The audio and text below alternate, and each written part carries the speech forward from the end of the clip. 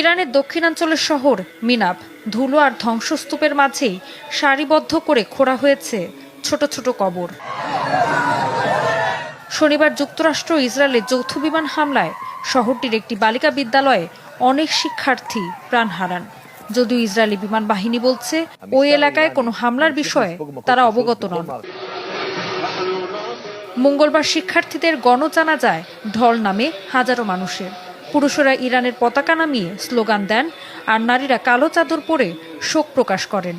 সেখানে সাধারণ মানুষের কণ্ঠে এক সুরে স্লোগান শোনা যায়, নো সারেন্ডার।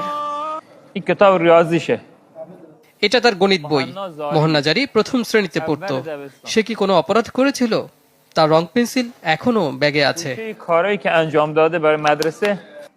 আরেকজন ধ্বংসস্তূপের দিকে ইশারা করে বলেন, এটা কোনো সামরিক ঘাঁটি নয়, এটা শিশুদের স্কুল। ভালো করে দেখুন, এটা একটা স্কুল, কোনো সামরিক ঘাঁটি নয়। এটা শিশুদের স্কুল, যেটা ক্ষেপণাস্ত্রের হামলায় উড়িয়ে দেওয়া হয়েছে। ইরানের পররাষ্ট্রমন্ত্রী আব্বাস আরাকচি সামাজিক যোগাযোগ মাধ্যমে এই হামলার জন্য যুক্তরাষ্ট্র ইসরায়েলকে দায়ী করেন। তবে মার্কিন পররাষ্ট্রমন্ত্রী মার্কো রুবিও বলেন, যুক্তরাষ্ট্র ইচ্ছাকৃতভাবে কোনো স্কুলে হামলা চালায়নি এবং এ বিষয়ে তারা অবগত নন।